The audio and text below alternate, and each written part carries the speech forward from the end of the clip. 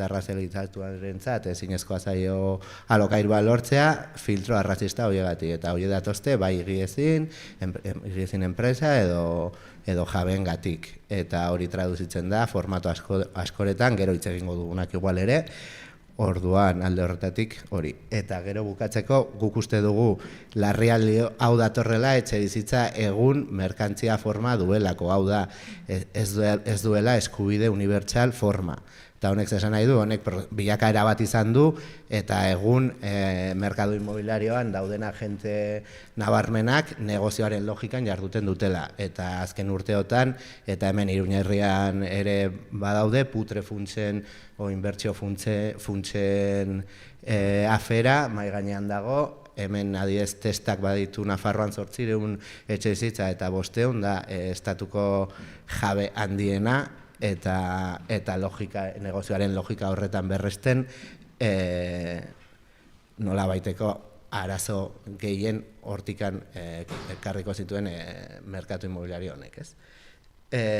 Honekin batera, ez dugu nahi utzi eta gutxiago hemen Iruña herrian eta konkretuki Alde Zaharrean turistikazio prozesuek ere etxebizitzan eragin sakona dute, hau da, adibidez, eta datu hauek nahiko azeta ekimensarearen datuak dira, 311 pisu turistiko daude egun Iruña herrian, 182 Alde Zaharrean, baina konparatuta 2017an datuen arabera registratuak 3 bakarrik zeuden, hau da, igoera horrek ekartzen duena da, aipatu dugun alokairuaren prezioari igoera, etxebizitzen erabateko merkantilizazioa eta bar.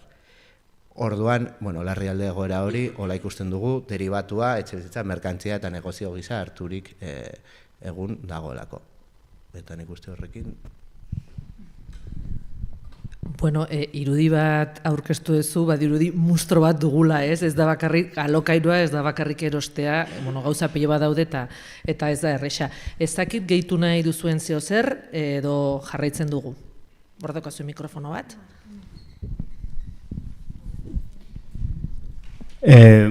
Arratsaldeon, bat ere ados zezuk esan duenarekin, baina bakarrik bi gauza esateko.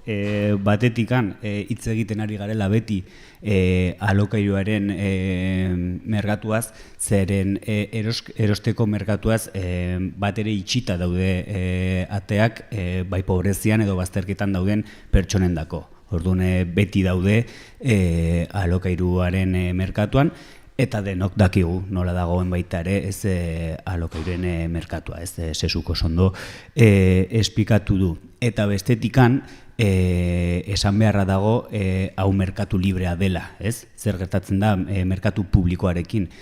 Berez erantzuna eman beharko lukeen merkatu bat da, baino egia da, orain Nasubinsak ez dela zein gestionatzen duen alokairu publiko guztiak, ez da ematen ari erantzuna arazo edo larrialdi egoera honi.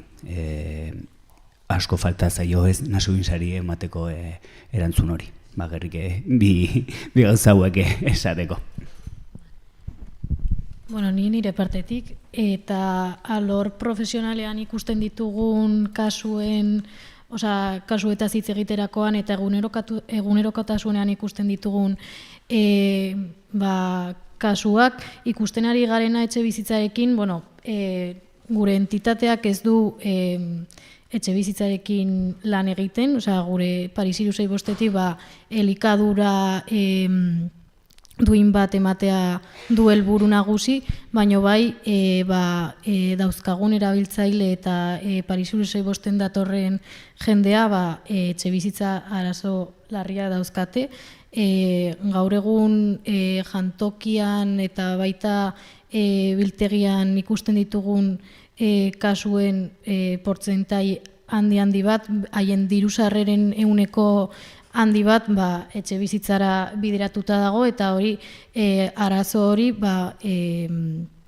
diru hori nolabait etxe bizitzara bideratuta egoterakoan nolabait elikadura mantentzea zaila da, ez? Eta hor sartzen gara guk. Eta ikusten ari garena askotan da etxegabetasun egoera asko, bai jantokian baita biltegian ere, eta gero baita familiekin ikusten ari garen deitzen dioguna azpi etxe bizitza egoera asko baita.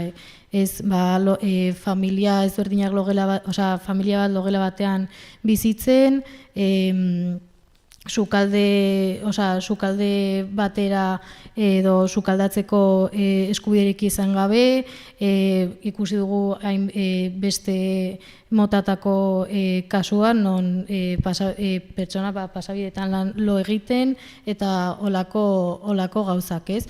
Eta pixkat hori puntualizatzeko baita gure alorrean ikusten dugula bai egunerokotasunean etxe bizitza nola den arazo handi bat, zen azkenean gizarteratze prozesuetan etxe bizitza edukitzea gauza oso garrantzitsua da, ez? Eta bai puntualizazio hori egitearren. Eskerrik asko, begirada orokor bat emateagatik.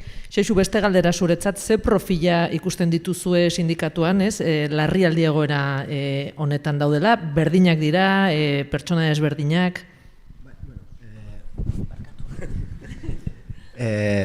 Sindikatuan profil ezberdinetako pertsonak edo familia gerturatzen dira, egia da, eta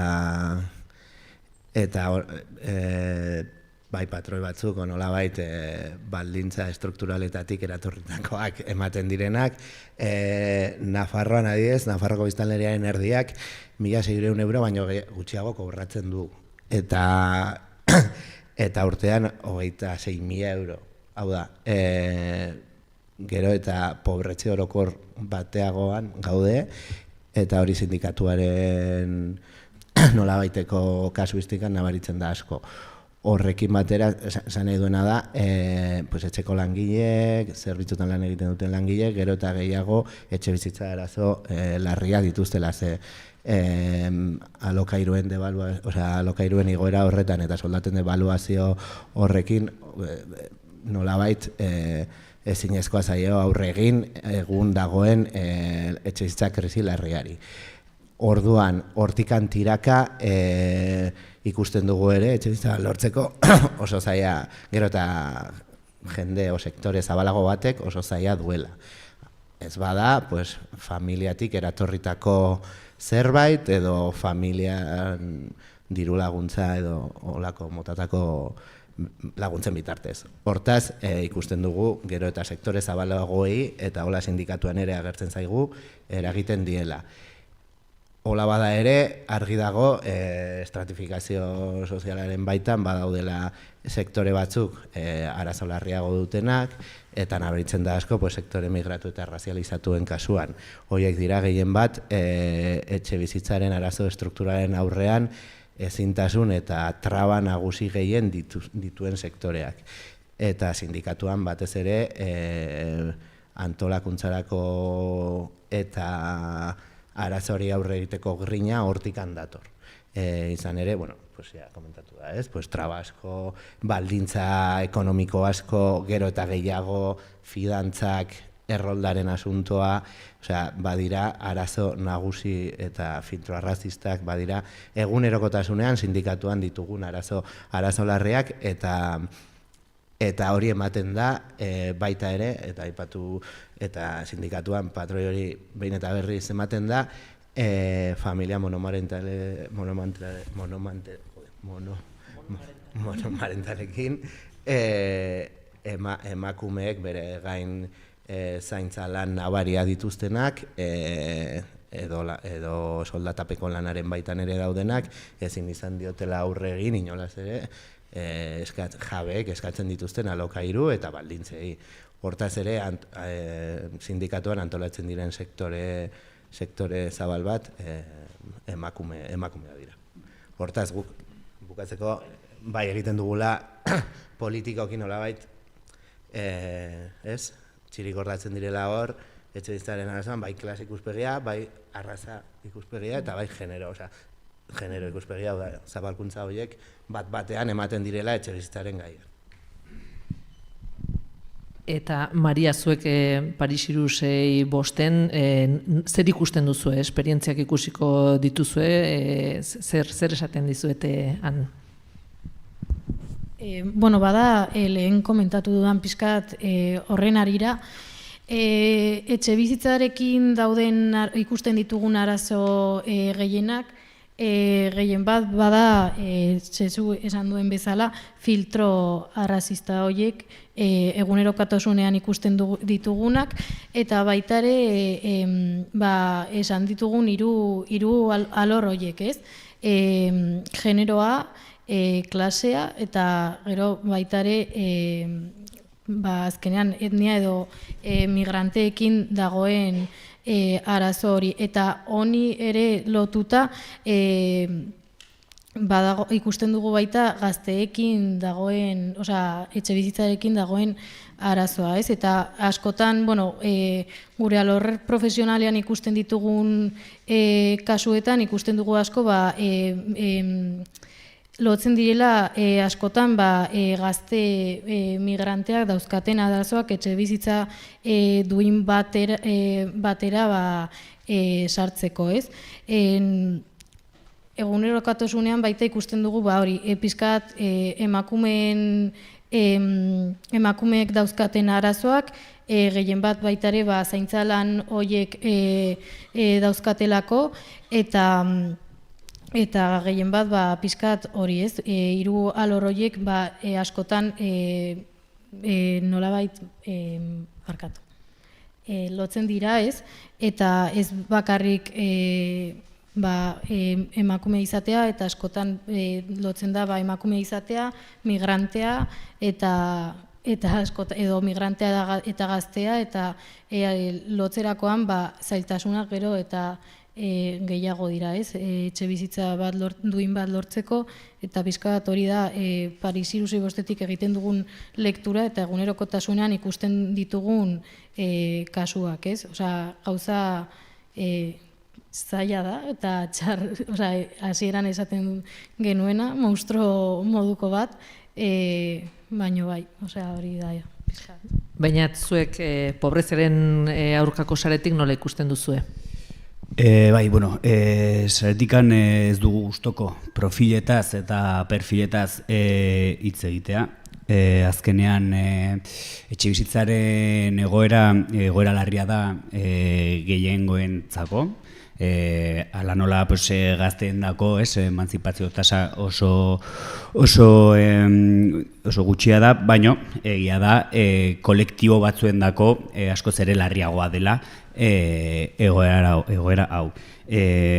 Kideak esan duten bezala pertsona migrantei eta arrazalizatuak.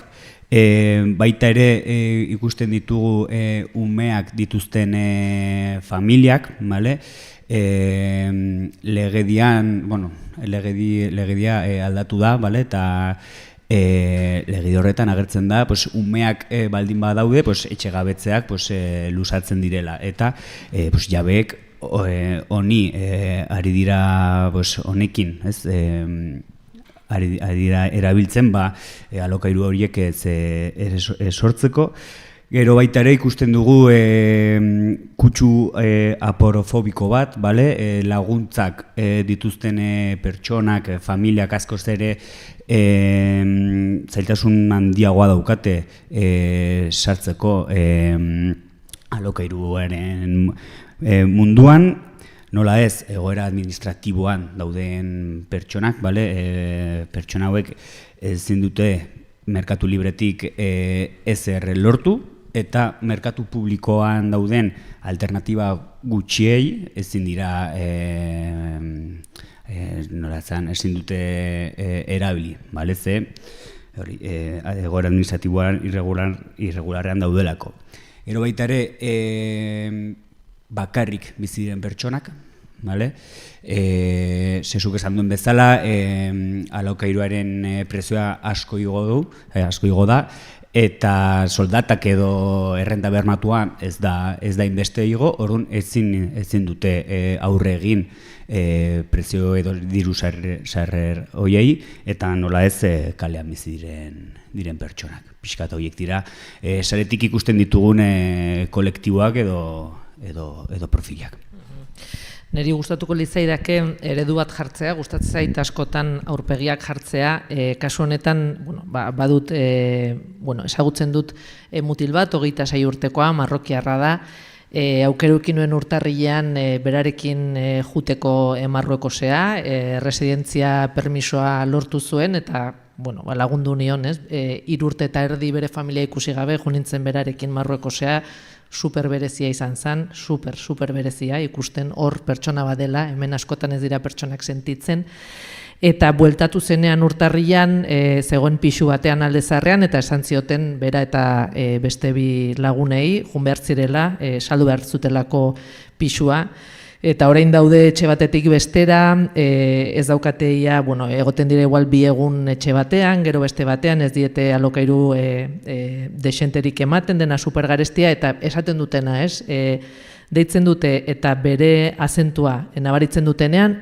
ez bat da, eta mutilau dago txantrean ikasten gradu erdi bat, bide super zaila baino polita ibiltzen ari da, eta seguraski lehenko egunean esaten zidan, joango zala beste toki batea, ez dakinoa, baino Nafarrotik kanpora bere bizitza berriz ere hasteko, baino eske ez da seguraski soluzioa izateko, zerotik hasiko da. Eta aste honetan seguraski kalean geratuko da. Pixkat, aurpegiak jartzeko. Bestalde, administrazioa zer egiten ari da, Maria, zurekin hasiko geha orain, zer egiten ari da, eta zer egin beharko luke, gai honetan, esaten duzuela 3 super zaila dela, baina, zer egin behar duten? Ez daukat erantzunik egia esan. Gaur egun ni uste administrazioa bai etxe bizitza publikoiek sustatu eta egia zen galdera zaila, ez? Ez dakit. Oso zaila da. Oso zaila da. Oso zaila da. Beñat, zer diozu? A ber, agian saretik bai administrazioekin edo bai instituzioarekin hurbilago gaude, hemen mahai honetan gauden pertsonekin. Sarean badakigu eta ikusten ditugu bai instituzioak, bai administrazioak etxe bizitza bermatzeko neurriak aurrera eramaten ari direla, ala nola etxe bizitzaren eskubideen forua, piso turistikoen zera kontrola edo kontrol saiakera hori, baita ere badago etxe bizitza behatokia, badago, hori nezaitateratzen, merkado tensionado den zera, neurri positiboak bezala ikusten ditugu, baino egia da epe luzerako neurriak direla. Eta arazoa orainan dago. Orduan saretikan beti exigitzen duguna da oraingo arazoak aurre egiteko neurriak egitea, etxegabetze horiek gelditzeko, pilaketa arazoak murrizteko, erroldaren zera baita ere murrizteko.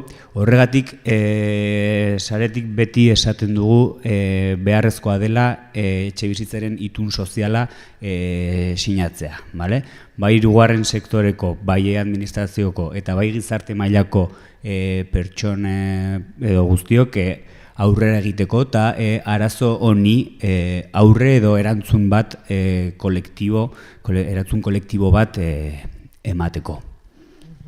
Ondo, Xexu, sindikatutik. Bai, gu lehenik eta behin esan, gu instituzioekin dugun harremana gatazkatik da, eta ez proposamenetik. Esan nahi dut, gatazkatik etxegabetzei begira eta bar, tokatzen zaiguna gehiago da, gatazka lor horretan mugitzea. Ez hainbeste proposamen konkretu edo erreforma konkretuei begira. Sindikalgintza sozialaren izaera propioaren gatik. Alde horretatik, lehenik eta behin ere esan, edo zein erreforma konkretu hemen esan direnak, edo neurri konkretuak etxebizitzaren egoera erlatiboa hobekuntza batera eramaten badu, positiboa da, lehen aipatu dugun sektore sozial, langile sektore hoientzako. Kontua da, egun sindikatuan ikusten ari dugun arazoa da, neurri horiek ez direla efizienteak etxebizitza bat bermatze aldera. Hau da, alde batetik, daude gehienak negozioaren logikan berresten dira, hau da, dirulaguntzak Espainiar estatutik dirulaguntzak eskaintzen dituzte, baina dirulaguntza horiek berriro ere nolabait jabeen poltsikotara erortzen dira. Gero moratoria aplikatu zen, oraindik ere abenduaren 31 arte dago, baina moratoriaren epaiek o epaitegitatik moratoriaren aplikazioa ez da beti ematen. Hau da, errekizitu konkretu batzuk egon bar dira eta ez badira betetzen, edo betearren epaiaren esku geratzen da, eta guk sindikatuan behin baino gehiagotan moratoria ukatu egin zaigu, epaile horrek ez dulako kontsideratu moratoria hori aplikatu behartzenik. Hortaz, muga askorekin ikusten ditugu orain arte emandako erreformek. Egia da, Iruña mailan, adibidez, pisu turistikoen afera, hor dagola, eskerrak ere auzo mailan egon den borrokarengatik. Baina kuriosoa da, aldi berean, notizia hori eman eta momentuan 27 pisu turistikoei ere lizentzia eman zitzaiela ja tramitazioan zeudolako. 27 pisu turistiko gehiago Aldezarrean. Berez debekatuak daudenean. Orduan, eta gero jabeek eta are gehiago testa bezalako enpresak inbertsio funtsak eta bar, ez dute inolaz, badute herramientak legislazio txiki horiek gainetik pasatzeko. Orduan guk sindikatuan bai ikusten dugu, hori, afera horiek eta bar hor daudela, baina instituzionalki ikuste dute ezintasun handi bat. Gure kasuan gehien ikusten duguna da alternatiben asuntuarekin. Hau da, etxegabetze bati begira, kale egoeran dauden pertsonei begira, ez dugu alternatibarik. Antolatu dezakegu ez dakizema makrokontzertu, baina ez dugu alternatiba bat etxegabetu batentzat. Eta hori errealitate bada, gainezka ere daude gu bezala, baina gainezka ere daude instituzioa, eta nik uste muga argi badagola hor legislazio eta reforma konkretuen baitatik, dago beste galdera bat, ez dakit igual aipatu dezakedan. Guk ikusten duguna ere hor da, karo, lehen aipatutako eskema horretan etxebizitza merkantzia bada eta jabetza pribatuarekiko eskubidea eta etxebizitza eskubide unibertsala biak bere baitan koexistitu behar badira, eske igual arazoa da ezin direla koexistitu. Eta hor arazo bat dugu. Eta normalean nork talka horretan irabazten duenak, gure kasuan guk ez dugu irabazten. Momentuz. Esperantza dugu, baina egun, orduan, zentzu horretan ikusten dugu, galdunez, hori, hartut beharko lirateke neurriak, askoz ere ambiziosoak izan beharko litzateke, eta batez ere negozioaren logikatik kanpo geratzen direna. Hau da, etxebizitza desmerkantilizazio prozesu batean sartuko dituztenak. Eta hori nik uste izango zela etxe jabe handiei, testa bezalako etxe jabe handiei desjabetutako etxe bizitzak lortzea, kontrol komunitariorako etxe bizitzak sortzea, eta hori nik uste agian gure esku dago, instituzioen esku baino gehiago. Baina, nik uste egun dauden neurriak, paliatiboak beste ez direnak, eta negozioaren logikaren baitan jarraitze dutenak. Hala ere, evidentemente, edozein erreforma txiki eta hobekuntza erlatiboak ekartzen dituena, batez ere sektore kolpatuenentzat, ze egoera, larritasun egoera, larria da, hor, ongietorriak izan barko lirateke, hala ere, eta bukatzeko, azkeneko apunte bezala, horrez daukan arazo bat izan daiteke ere, kudeaketa soilean geratzea eta ez arazoaren erradikaziora joatea. Hau da, miseriaren kudeaketa bat egitea, hau da, etxe bizitzaren kudeaketa alden moduko bat egitea, eta aldi berean egoera propio hori betikotzea. Ze azkenean ez badugu erradikalki o gauzak aldatzen, betikotu egiten da arazo eta ez kutsu hori. Bueno, beste gabe.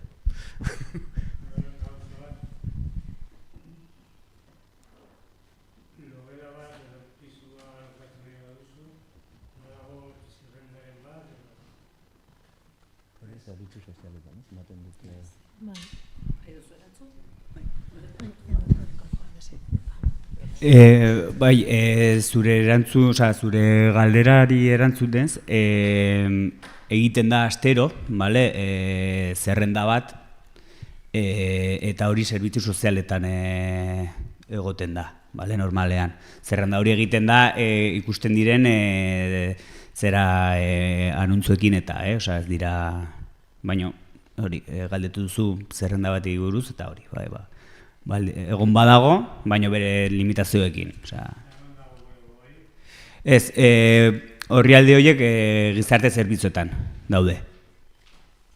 Gizarte zerbitzuetara jun behar zara zerrenda horiek eskuratzeko. Barkatu? A ber, non dagoen bulegoa? Pues hori ja dependen zein den zure auzoa eta non zauden erroldatua. Zerbitzu sozialetara jun behar zara. Errotxapean, orduan Errotxapeoko auzo unitatera jun behar zara. Errotxapeako auzo unitatera.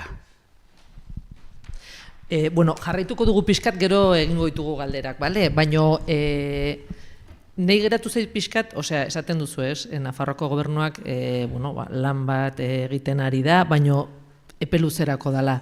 Momentu honetan, hirurontzako, zeozer gauza bat edo bi, larrialdi egoera honetarako zeozer horrela finko bat eta zer eskatu dezakegu gobernuari momentu honetan, Nafarroako gobernuari?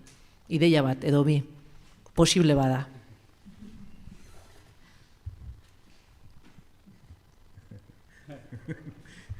Kaleratera, sua eman, kalera.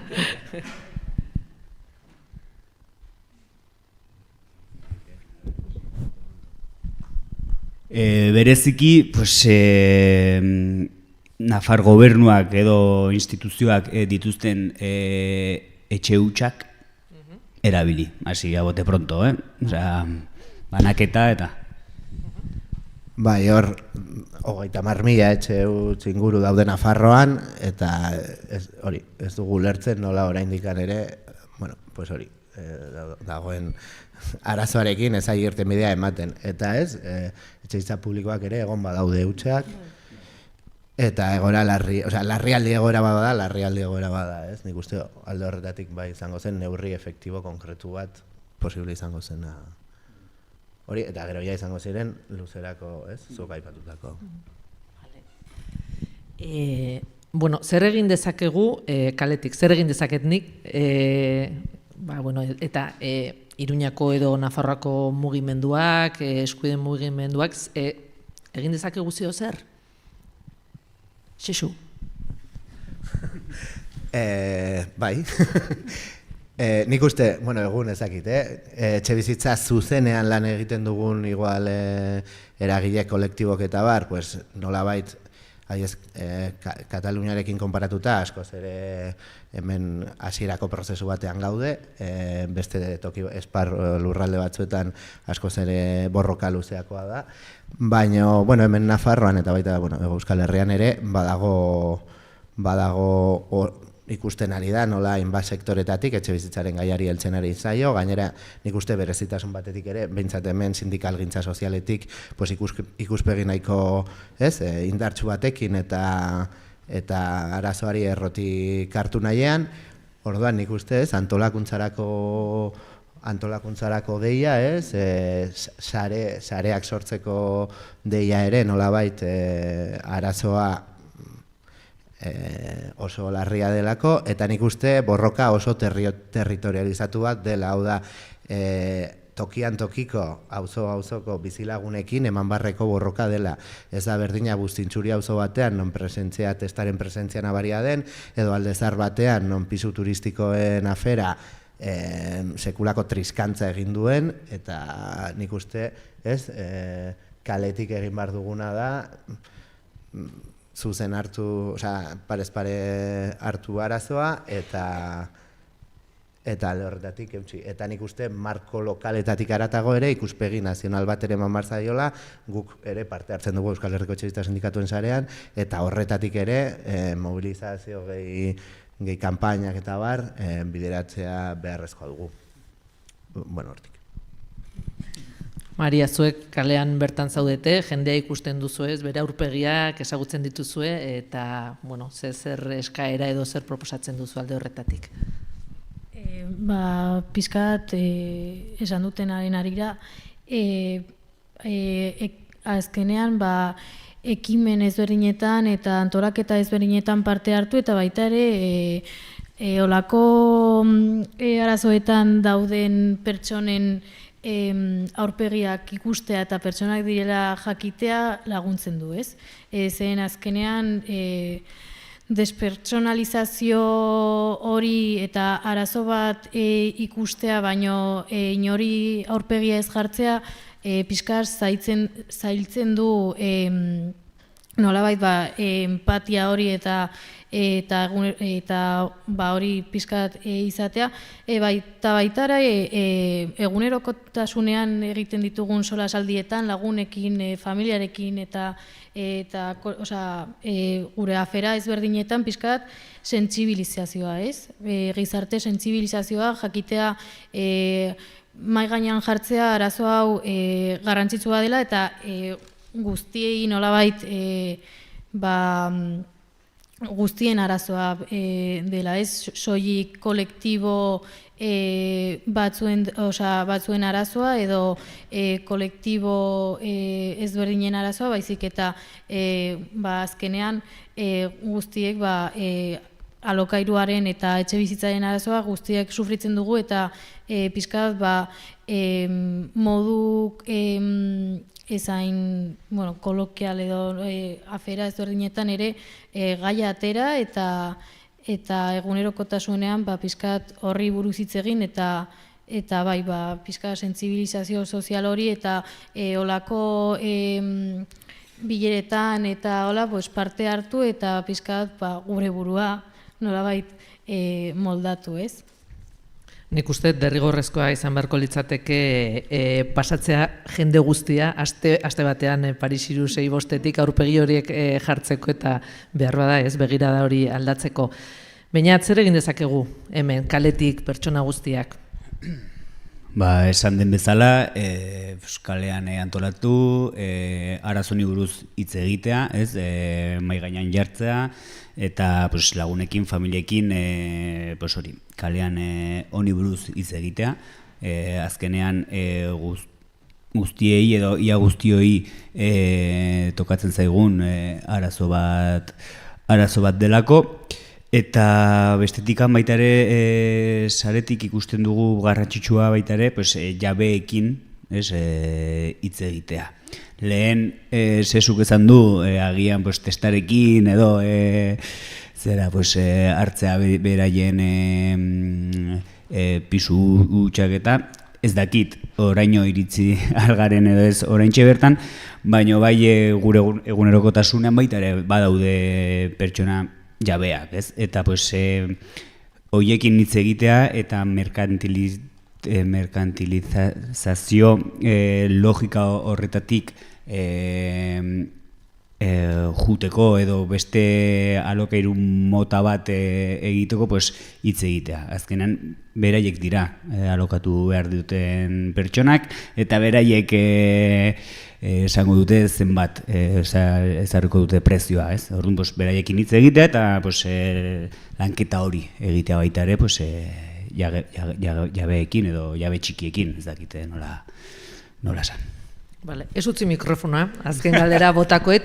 Guentxe jungo zeatezuek, nahi baduzu edo zein galdera egin, azkena botako dut, etxebizitza kooperatiboak ez dakit, zer uste duzu horretaz, behar bada ere dirua behar da, beraz ez da guztientzako, hori, ideia ona da, ez da, kritikoak zeate horrekin? Kritikoak ez ideiarekin, ez, oso ongi dago, kooperatibismoa, etxe bizitza kooperatibak, baina zu ezan bezala dirua behar da, dirua behar da. Eta hitz egin izan dugu, mai inguru honetan beti pobrezian eta bazterketan dauden pertsonek ezin dutela aurre egin diru sarrerei. Orduan, kritikoak ez, ongi dago, beste etxe bizitza modelo edo mota bat, baina ea nola enkajatu alduten pertsona, familia hauek etxe bizitza berri edo modelo berri honetan. Bai, pixkat, bera esan duen harira berdin, Osea, gertatzen den, ez kritiko, niretzat ere ideia ona iruditzen zait, baina bai... Kritika positiba bai. Baina bai, esan duenaren harira, etxe bizitza kooperatibo hoietik kanpo pertsona asko gelditzen dira, ez? Kolektibo asko diru sarrerei ezin dietela, diru sarrerekin ezin dietela aurre egin, eta beraz, galdera da, ea nola kolektibo horiek edo gizartearen parte hori nola sartu edo nola egin etxe bizitza kooperatibo hauen parte edo izateko, ez, edo sartzeko. Niretzat hori da gehien bat galdera, ez ona ala txarra edo kritika positiboa ala negatiboa, baizik eta nola planteatu ideia berri hauek gizartearen pertsona guztiendako posible izateko. Bai. Gu aritun ez dugu gai honi haulandu erabat, bai daudela hots kritikoak kooperatibismoarekin eta etxe bizitza kooperatibismoarekin ere bai, kideek aipatu duten zentzuan, ez? Akaso ez da izango berriro ere privilegio duen batzuen asunto hau eta oinarrizko beharrei ez dio erantzungo, ezakigu. Eta gero bestetik ere, baita antzuak ikuste ditugulako, izan daitezkelako barkatu, beste borroka esparru edo beste borroka sozialei loturik ez badaude, hau da, formula ekonomiko gisa agian funtzionatu ditzak sektore konkretu batentzako, baina ez badago prozesu merkantilizaile baten barruan eta etxe bizitzaren arazoa sektore kapitalismoan egun dauden sektore bat konkretu bat bezala iruditzen zaigu nolabaiteko borroka esparru bezala ezingo dula saltoa eman nolabaiteko borroka politiko bat izateko aukera izatera, azaldu naizen, baina hor muga bat ikusten diogula, ahots ezberdina daude, baina zentzu horretan ikusten dugu printzipio berez etxe bizitzen kooperatibak beste formula ekonomiko edo antolakuntza formatua dela, baina berez etxe bizitzaren arazoari aurre egiteko beste formula batzuk egun bilatu beharko genituzkela, arazoa ikusirik eta arazoaren larritasuna ikusirik eta korra postu egiten dugu gehiago sindikalgintza sozialetik, antolakuntzatik eta borroka fronte bezala harturik Euskal Herrian eta Nafarroan. Mila esker, hainbeste gauzak parteak atzeagatik gurekin. Hasiko gea galderekin, badakit hemendik badagoela bat, así que venga, aurrera. Yo voy a hacer una comparativa de los programas que en los años 90 HB a nivel municipal presentaba y hay dos términos que se están cumpliendo y seguimos igual. Yo creo que no hemos adelantado nada, que se llama alquiler social público y luego que se llama vivienda social. Viviendas vacías. El otro día en el Gara salió un artículo que en Gasteiz hay 6.000 viviendas vacías. Entonces, no sé cómo está el tema y sobre eso. Voy a hablar un poquitín y luego me voy a callar para que hable todo el mundo y me callaré. Y luego yo sí que una propuesta muy clara. Están saliendo convocatorias de emergencia social y de individualizadas en general, comparando datos del 16 al 25, que hay datos parecidos, ha aumentado algo de dinero, pero lo que más me sorprende que en algunas áreas del Gobierno de Navarra, pues es que para gente que está en una situación complicada, pues hay unos requisitos que me parece que yo no los utilizo, pero deberían de cambiar. Y un dato un poco fuerte voy a decir. En Bustinchuri hay una persona que está pagando 400 euros por un local castero bajera. Simplemente eso. Que se puede ir a eso. Ya sabemos que está interviniendo el señor Mauleón, está interviniendo por ahí con los casteros, que es un problema de hace años. Pues bueno, entonces, claro, eso es un problema y luego lo que te comenté antes, y me voy a callar, lo siento. Pues que hay que concentrarse ante los fondos buitres, en este caso, pues testa. Y lo siento por el euskera. Estudié euskera en sus tiempos, pero lo dejé. Pero bueno, entonces son esas cosas un poco de las aportaciones que he visto yo y esas cosas, nada más. Bueno, pues muchas gracias por esas aportaciones. Nahi duzue erantzun?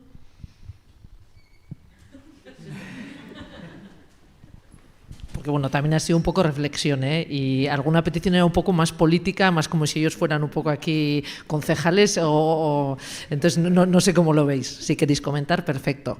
Y si no, trasladamos las peticiones aquí a los políticos rápidamente.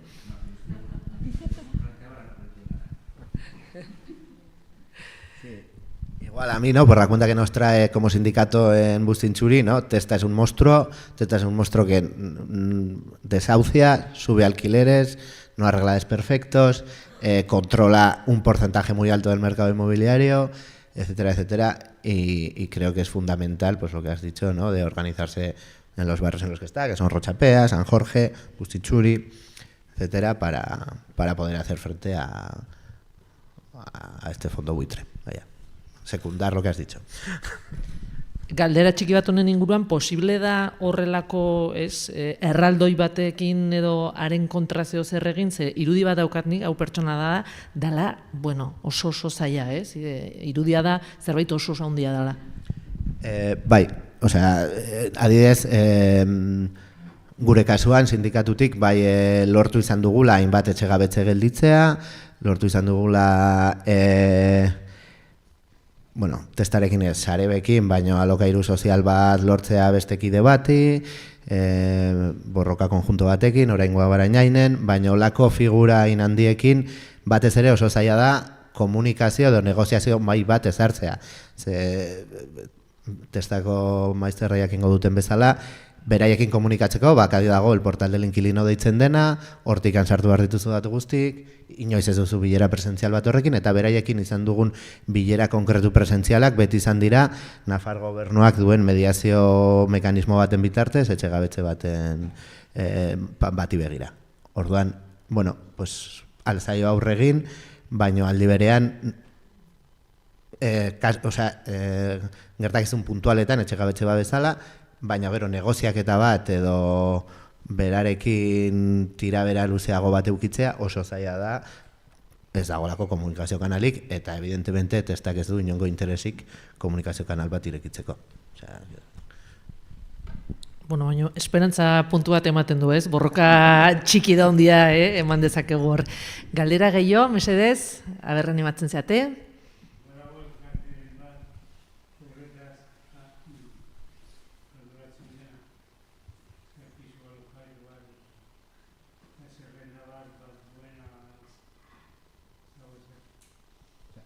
Lehen aipatu duna bainate. Bai, a ber, berez ez dago elkarte bat zeina etxe bizitzak edo dituena, bale? Egiten dena da zerbitzu sozialetatik, astero, bale? Zerrenda bat, bale? Alokairuen zerrenda bat, zeina astero aktualizatzen dena, berritzen dena, Eta hori lortzeko, vale, zerbitzu sozialetara jun behar da.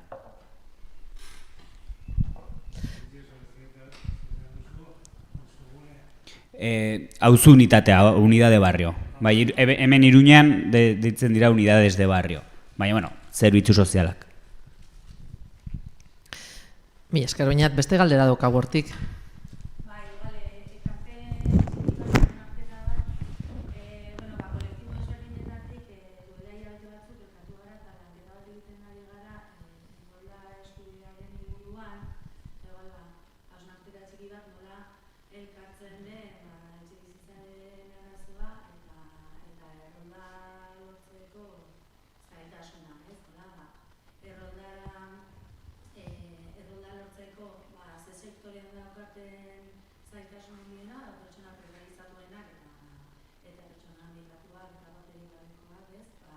Etxe bizitzarik ez dutenak edo daukaten etxe bizitzan erroldatzen ez daukatenak eta nola honek ze laguntza ona ematen dion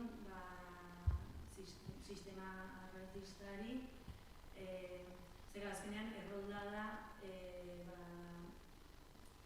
hezkuntza osasun eta laguntza sozial guztietarako giltza hori gabe azkenean sistema erabiltzen du errolda parapeto bat bezala eta ja muga bat ezartzen du erroldatuak nor dagoen barruan eta nork izaten irisgarritasuna gizarte, entre comillas, sistema honetan. Ez ja zuzenean, nola gizarte sistema dagoen reservatua soilik perfil batzuentzako eta claro, etxe bizitzaren arazoak bermatzen du pertsona askok ezin eskubide hori edo horiek edo laguntza guzti horiek ezin eskudatu izaten. Gu saiatzen gara erroldaren aldeko esandabenetatik alde batetik instituzioek presioa ematen errolda lortu ahal izateko etxe bizitza bat eduki gabe edo etxe bizitza batetan bizi izatearen frogak eman gabe, alokairua edo jabearen permiso eta eta beste alde batetik ere bai antolatzen du errolda solidari bat, ez? Pixkat ekarpen hori dagoetik hori dezakezuen hori ez nola erabiltzen den etxe bizitzaren arazoa sektore prekarizatua are gehiago prekarizatzeko eta gizarte sistematik kanpozteko.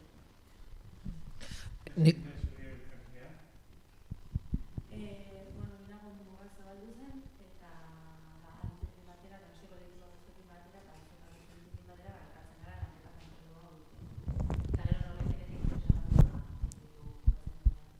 Eske errolda asuntoa gai oso potentea da, osea, mafia hutsa dago, ez? Hor inguruan nik ezagutu dut migratzaile asko, adibidez etxe batean daude, baina errolda daukate beste etxe batean eta ordaindu behar dute dirutza bat, orduan eta esaten duzuna, ez? Zu baldin badaukazu hori orduan eskubideak dituzu, beraz, oso gai potentea da. Eta, ez dakite hitz egin ze presioa egiten duzuen, hau galdera da zuretzat, eta ze erantzuna daukazuen momentuz, ez? Ez dakitu da letxetan hitz egin duzuen, edo gobernuarekin, badaukazu erantzunik? Oraingoz bai egon dira intentzionak eta federazioak eta udalerdien federaziotik bai argitaratu da vinkulantea ez den resoluzio bat, zinetan aurreikusten diren mekanismo batzuk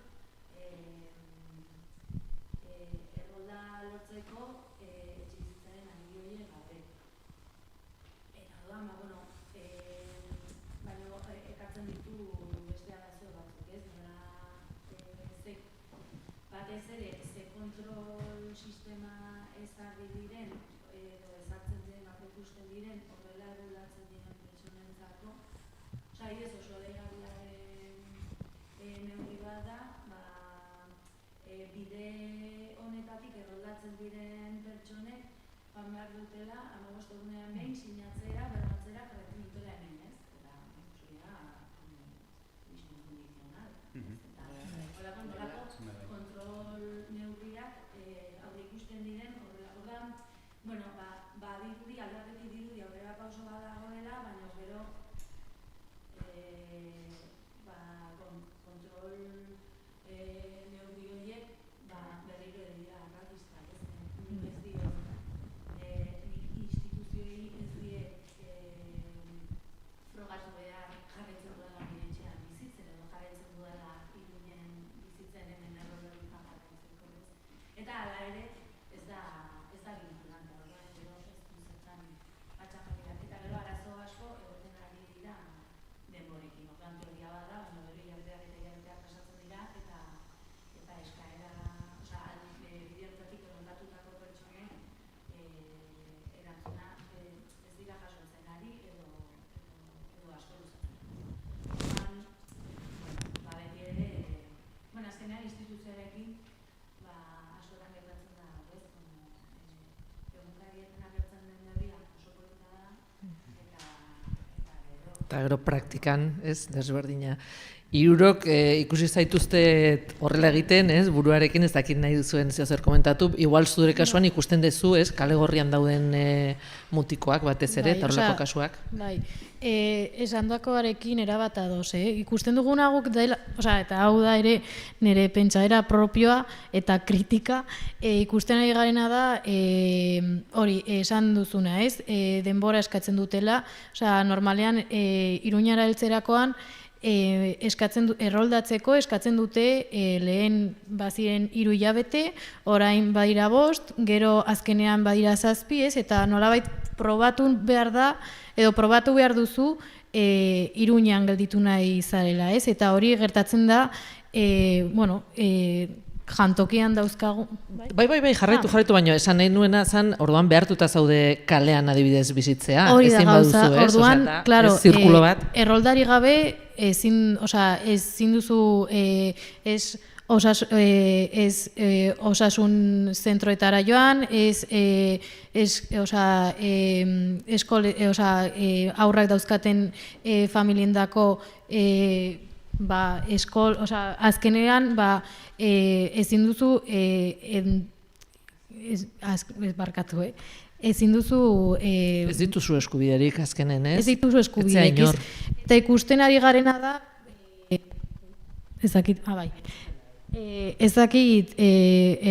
berdin pentsatzen duzuen ala ez, baina nire ustez da nolabait heltzen diren pertsonak azkenean nolabait erretzea eta beste leku batera joateko, ez?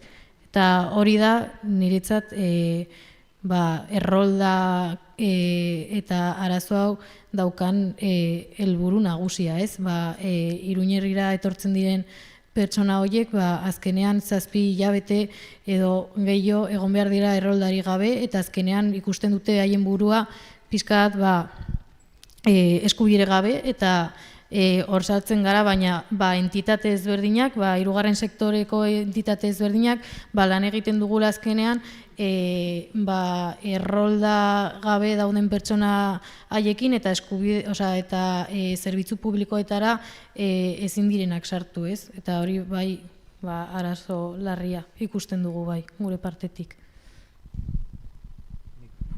Nik igual gehitzeko, zentzu horretan atzerritartasun legearen seinalamendu konkretu eta esplizitu bat egin behar dela, eta gero baita ere honekin vinkulatuta, ez? Auzoetan sortzen ari diren ere, kale egoeran ezakitze, diskurtso gero erreakzionarioak, eta baita ere presentzia polizial itogarria alde zaharra ere du. Orduan, nik uste vinkulazio guzti duala kon aparatu konkretu errepresibo estatalekin eta olako arazoak. Etxebizitzaren alorrak ukitzen du hainbat fronte, antolatu beharko ginatekela hainbat fronteetan, evidentemente. Baina hori, gehitzeko. Galdera gehiago, ez dakit dauden.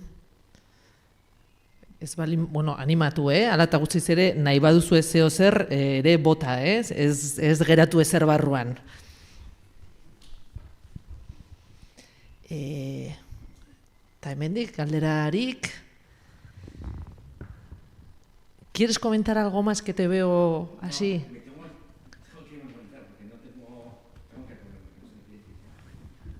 Bueno, anímate, que aquí, que euskera castellano igual.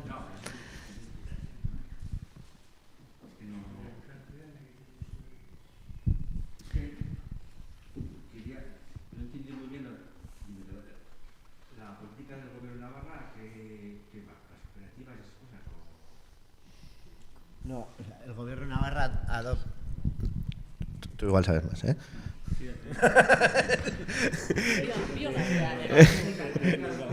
Digo, porque nosotros... el gobierno de Navarra está tomando una serie de medidas de cara, ¿no?, a la vivienda y hace unos meses creó una empresa público-privada. Luego está la cuestión de las zonas tensionadas, que como dato en Cataluña se ha aplicado en algunas zonas y el alquiler no ha bajado prácticamente nada. Como dato de otra posible medida que no es tan efectiva. Y esas dos son como las medidas más fuertes. Y luego hay otra serie de medidas, ¿no?, otra serie de baterías que yo no las tengo tan en mente ahora.